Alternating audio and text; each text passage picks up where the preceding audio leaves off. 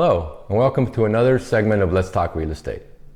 What if we told you the single biggest factor determining your home's total cost isn't the price you paid, but a number that changes every single day? We're talking about your mortgage interest rates. Most people treat their mortgage like a utility bill, a fixed cost they just have to pay. But in our experience, that's a passive approach to the largest financial instrument you'll ever manage.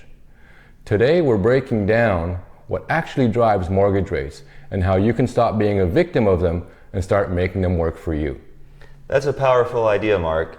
And to get there, let's start with a high-level overview. We know your time is valuable, so here are the 3 most critical things you need to know right now. Our analysis shows these are the facts that matter most. First, the Fed doesn't set mortgage rates. The bond market does. If you want to know where rates are heading, stop waiting for the Fed announcements and start watching the 10-year U.S. Treasury yield. Second, a 1% rate change is a massive deal. On a typical home loan, it can mean paying over $90,000 in extra interest over the life of the loan and can reduce your home buying power by about 10%. And third, your fixed rate payment isn't completely fixed. Your principal and interest are locked, but your total monthly payment can still go up every year because of rising property taxes and homeowners insurance. We're going to unpack all of that, so stick around. Exactly, Kyle. And to really dig in, we have to start with the fundamental building blocks of home loans.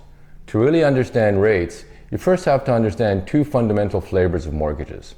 First, you have the bedrock of American ownership, the 30-year fixed rate mortgage. It's simple. The interest rate you lock in is the rate you pay for the entire 30 years. Your core payment for the loan itself will never change. It's all about predictability and safety. But then there's a riskier, more tempting option, the adjustable rate mortgage, or ARM. These loans lure you in with a lower teaser rate for the first few years, say 5 to 7 years.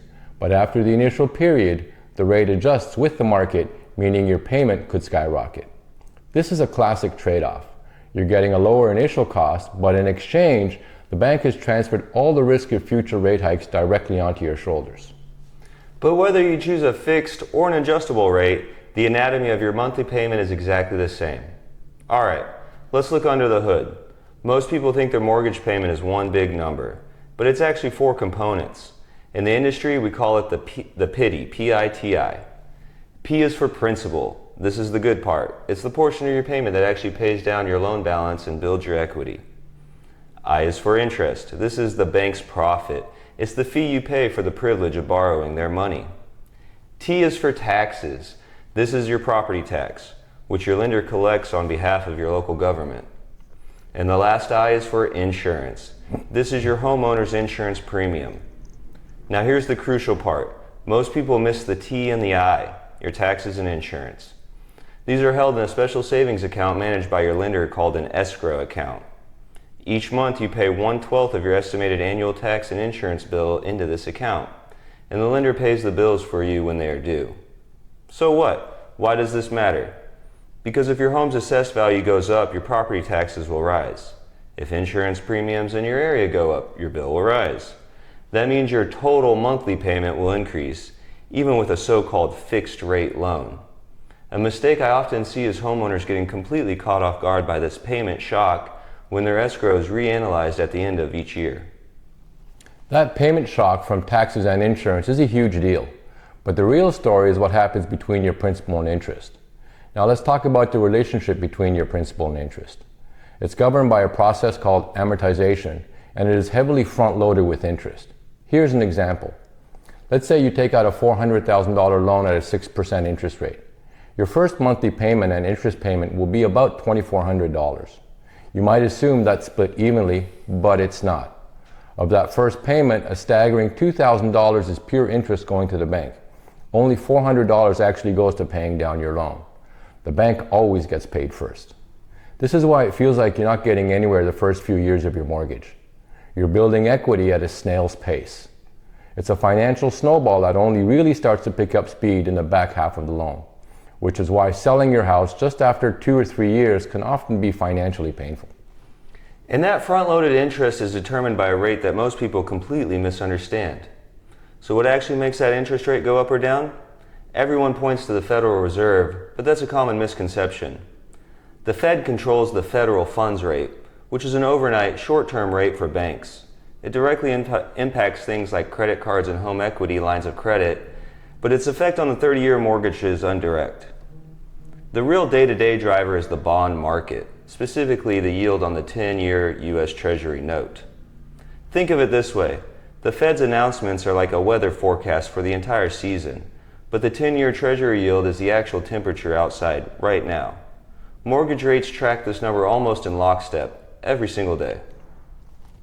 So now that we know what to watch, let's talk about why even a small change in that number has such an outsized financial impact. And finally, let's quantify the impact. Why should you care if the rate is 6% or 7%?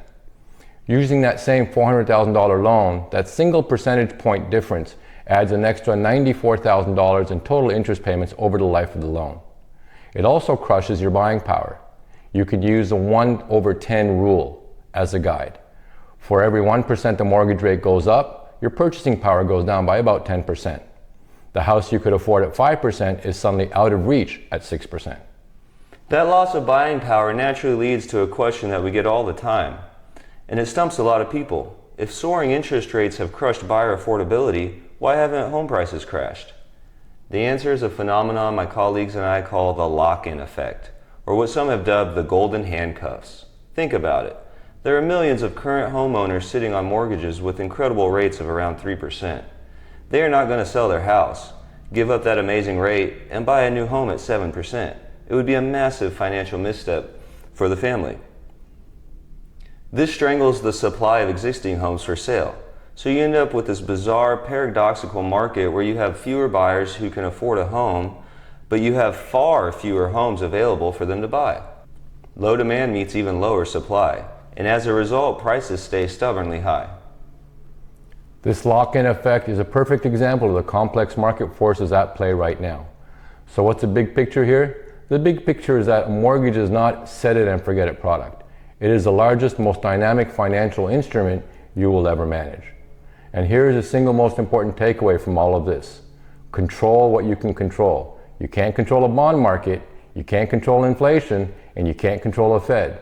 But what you can understand is how your loan is structured.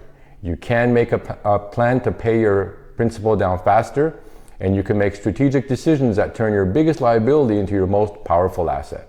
And controlling what you can control starts with having a clear, personalized strategy. The principles we discussed today, understanding amortization, the lock-in effect, and the real drivers of rates, are just the beginning. Navigating this requires more than just watching headlines. It requires a real strategy.